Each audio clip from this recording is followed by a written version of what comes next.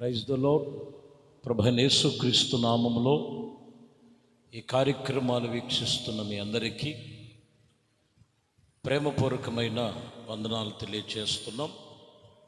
పరిశుద్ధ గ్రంథము యెషయా గ్రంథము 61వ అధ్యాయం 7వ వచనములో మీ అవమానమునకు ప్రతిగా రెట్టింపు ఘనత నొందెదరు, నిందకు ప్రతిగా తమ పొందిన భాగము అనుభవించెదరు. సంతోషించు వారితో దేశములో రెట్టింపు భాగ్యమునుగా కర్తలగుదురని నిత్యానందముతో వారు కలిగి ఉందురు. ఈ వాక్యములో ప్రజలైనటువంటి దేవుని ప్రజలు లేఖనములో చెప్పిన మాటల ప్రకారము మీ అవమానానికి బదులుగా రెట్టింపు ఘనతను నొందెదరు, నిందకు బదులుగా మీ భాగమును అనుభవించెదరు. సంతోషించేవారుగా దేశములో ఉందరు, రెట్టింపు భాగములకు కర్తలగుదురు. ఈరోజు వాక్యము రెట్టింపు భాగములకు కర్తలవుదురు. దేవుడు రెట్టింపు భాగములకు మీకు ఇచ్చినది, మీ కొరకు ఏర్పరచబడినది ప్రతి ఒక్కరూ పొందుకొనుటకు కర్తలుగా ఉండాలి. వాస్తవానికి ప్రభు చెబుతున్న వాక్యములో కొందరు దేశములో అవమానాలు, అపజయాలు, నానా విధమైన పరిస్థితులు కలిగి ఉన్నప్పుడు దేవునికి లోబడి దేవుని చెప్పినట్లు ఆయన చేసినటువంటి నిబంధనలో రెట్టింపు భాగములకు కర్తలవుతారని ఈ వాక్యములో ఉన్న సారాంశం.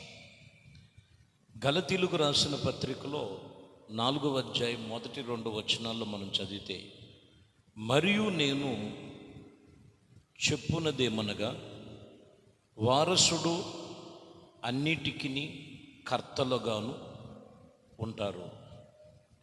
బాలుడు తన కాలమంతటా దాసునికి ఏ భేదము లేదని చెప్తూ ఇక్కడ పై మాటలో వారసుడు అన్నిటికీ కర్తలుగా ఉంటారు.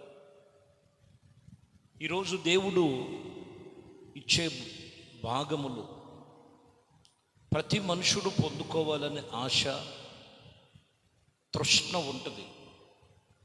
కానీ దానికి కర్తలుగా ఉండాలి. దానికి కర్తలు అనే మాటకు వీళ్ళు అర్హులుగా ఉండాలి. ఇక్కడ అదే చెప్తున్న మాట. దేవునికి మనము వారసులమై ఉన్నప్పుడు మీకు ఆ భాగమునకు కర్తలుగా ఉంటారు. దేవుడు అక్కర్లేదు, ఆయన చెప్పిన వాక్కులు అక్కర్లేదు, ఆయన చేసిన నిబంధనను మీరి ఎలాగ మీరు దేవుడి ఇచ్చేటువంటి భాగమునకు కర్తలుగా ఉంటారు. 2వ వచనములో కూడా చూస్తే, తండ్రి చేత నిర్ణయించబడిన దినము వచ్చు వరకు అతడు ఇదిగో సంరక్షకుల యొక్క గృహ నిర్వాహకణములో ఆధీనములో ఉండాలని చెప్తాడు. అంటే తండ్రి నిర్ణయం చొప్పున ఒక నిర్ణయం ఉంటుంది. ఈ భాగమునకు కర్త అవటానికి ఒక నిర్ణయం ఉంటుంది. అప్పుడు వరకు ఇక్కడ అంటారు దైవజనుడు పౌలు, నిర్వాహం యొక్క గృహ నిర్వాహకం యొక్క ఆధీనములో ఉండాలి. అంటే సంఘములో, సహవాసములో, దేవుడు చెప్పే ఉపదేశములలో నీవు ఆయన ఆధీనములో, ఆయన స్వాధీనములో ఉంటే నీవు రెట్టింపు భాగమునకు కర్తలవుతారని ఇక్కడ లేఖనం చెప్తున్న మాటలు. సామెతల గ్రంథములో 8వ అధ్యాయములో 21లో మనం చదువుతాం, నన్ను ప్రేమించు వారిని ఆస్తికి కర్తలుగా చేసేదను, వారు నిధులను నింపుదను అని రాయబడింది. ఎవరైతే దేవుణ్ణి ప్రేమిస్తారో అనగా ఆయన వాక్యమును ప్రేమిస్తారో, ఆయన వాక్యమునకు లోబడి ఉంటారో వారిని నేను ఆస్తికి కర్తలుగా చేస్తాను, వారు నిధులు నింపెదను అని రాయబడింది. అక్కడేమో దైవజనుడు పౌలు చెప్తున్నారు, తండ్రి ఆధీనములో ఉన్నది నిర్ణయించిన కాలం నీ యొద్దకు రావాలంటే నీవు గృహ నిర్వాహకుని యొక్క ఆధీనములో ఉండాలి, అనగా సంఘ సహవాసములో ఆధీనములో ఉన్నప్పుడు దేవుని ప్రేమ తెలుసుకొని దేవుని ప్రేమలో పాలుపొంపులు పొంది ఆయన చెప్పే ప్రతి వాక్యములను విని అనుసరించి నడుచున్నప్పుడు వారిని ఆయన ఆస్తికి కర్తలుగా నేను చేసేదను అని రాయబడి. చూడండి, 12వ అధ్యాయములో ఆది కాండములో అబ్రహామును గురించి మనం చదువుతాం. 12వ అధ్యాయం 2వ వచనములో, నిన్ను గొప్ప జనాముగా చేసి నిన్ను ఆశీర్వదించి నీ నామమును గొప్ప చేసేదను, నీవు ఆశీర్వాదముగా నుందువు. ఇక్కడ చూడండి, ఎప్పుడు ఈ మాట అన్నారంటే అబ్రహాము దేవుడు మాట నమ్మాడు, ప్రభుని వెంబడించాడు, ప్రభుతో నిబంధన కలిగి ఉన్నారు కాబట్టి వాక్యం చెప్తున్నటువంటి మాటల్లో వారిని ఆస్తికి కర్తలుగా చేసినట్లుగా రాయబడు. కాబట్టి ప్రియమైన దేవుని బిడ్డలారా, అబ్రహాము దేవుడు మాట విన్నాడు, ఆయన చెప్పినట్లుగా నడుచుకున్నాడు. కారణం ఆయన్ని గొప్ప చేయటానికి, ఆశీర్వదించటానికి. ఈరోజు గొప్ప గొప్ప వాటి మీద మనస్సు ఉంటుంది, కానీ ఈ గొప్ప వాటిని అన్నిటిని చేసేటువంటి దేవుని మీద మనసు ఆధీనములో ఉండట్లేదు. అందుకని రెట్టింపు భాగ్యము, రెట్టింపు భాగము వారు కర్తలుగా ఉండలేకపోతున్నారని సత్యమును మనం తెలుసుకోవాలి. సామెతల గ్రంథములో ఇంకొక మాట ఉంటుంది, 13వ అధ్యాయం 22వ వచనంలో, మంచివాడు తన పిల్లలకు ఆస్తికి కర్తలుగా చేయును, పాపాత్ములు ఆస్తి నీతిమంతులకు ఉంచునని రాయబడి ఉన్నది. ఇక్కడ మనం చూస్తే మంచివారికి ప్రభు చెప్తున్నారు ఆస్తికి కర్తలుగా ఉంచుతారు అని రాయబడింది. కాబట్టి దేవుడు వాక్యమును బట్టి ఆస్తికి కర్తలుగా మనము చేయబడిన రీతిగా, లేఖనములు తెలియజేసిన రీతిగా ప్రభుతో ఈరోజు మనము ఆ భాగ్యమునకు, ఆ భాగమునకు కర్తలుగా ఉండాలని లేఖనం చెప్తున్న మాటలు. ఇంకొక మాటలో కీర్తనకారుడు రాసినటువంటి కీర్తనలో 17వ కీర్తన 14వ వచనంలో, ఇదిగో లోకుల చేతుల్లో నుండి ఈ జీవిత కాలమంతను తమ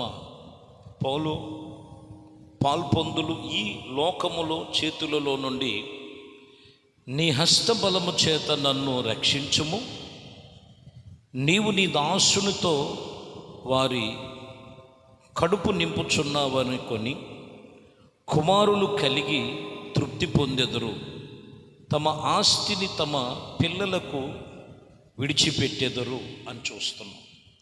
చివరిలో తన ఆస్తిని తమ పిల్లలకు విడిచిపెట్టినట్లుగా నీ హస్తబలము చేత ఇదిగో రక్షించుము, నీ దాసులు కడుపు నింపెదవు, వారి కుమారులను తృప్తిపరచెదవని చెప్తూ తమ ఆస్తిని తమ పిల్లలకు విడిచిపెట్టెదరు అని ఇక్కడ చెప్తున్నమాట.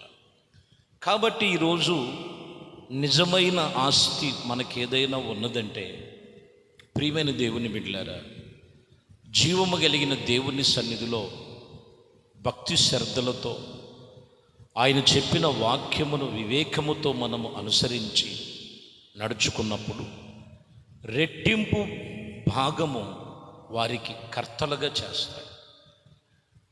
దేవుడి విషయములో, ప్రార్థన విషయములో, సంఘ సహవాసములో మారు మనసు పొంది దేవునితో నడుచుకునే విధి విధానాలలో సరిచేసుకోకపోతే ఎంత భక్తి చేసినా అది కేవలము తృప్తి లేని భక్తి. కాబట్టి ఇక్కడ రాయబడిన మాటలో రెట్టింపు భాగమునకు మిమ్మల్ని కర్తలుగా చేయాలంటే దేవుని చేతిలో నీవు ఉండి ఆయన గృహ నిర్వాహకుని యొక్క ఆధీనములో ఉంచగా, అనగా సంఘములో సహవాసములో నీవు ఆ ఆధీనములో ఉండి సంఘములో చెబుతున్న ప్రతి మాట దేవుని మాట తీసుకొని ఆ ఉపదేశమును బట్టి నువ్వు నడుచుకో. నీ భాగము రెట్టింపు ఘనత నొందెను. నీకు కావలసిన సమస్తము ఆయన కృపలో జరిగించును. ప్రార్థన చేద్దాం. మహాపరిశుద్ధుడా, సర్వోన్నతుడా, మీకు స్తోత్రాలు. మీ కృపా దయా సంకల్పమును బట్టి ఈ ఉదయకాలము చేస్తున్న ప్రార్థనలో రెట్టింపు భాగము వారు కర్తలుగా చేస్తానని మీ లేఖనములు సెలవిచ్చిన ప్రకారము అట్టి రీతిగా మీ బిడ్డలను మీ చేతుల్లో సమర్పిస్తూ, ఎక్కడ మీకు దూరమై ఉన్నారో, ఎక్కడ బలహీనులుగా ఉన్నారో వారిని, వారి కుటుంబాలను మీ చేతుల్లో సమర్పిస్తూ మీ దివ్య నామానికి మహిమ తెచ్చుకునమని, ఘనత మహిమ ప్రభావాలు మీకే పొందుకొని, ఎవరైతే వెనకపడిపోయి బలహీనులై కృంగిపోయి ఉన్నారో వారిని మీరు లేవనెత్తండి. ఈ ఉదయము వారు చేస్తున్న ప్రార్థనలన్నీ కూడా ఆలకించి ప్రతిఫలము దయచేయమని నజరేయుడైన యేసుక్రీస్తు నామములో ప్రార్థించి వేడుకొనుచున్నాము తండ్రి. ఆమేన్. ప్రభు మిమ్మల్ని దీవించి ఆశీర్వదించునుగాక. ఆమేన్.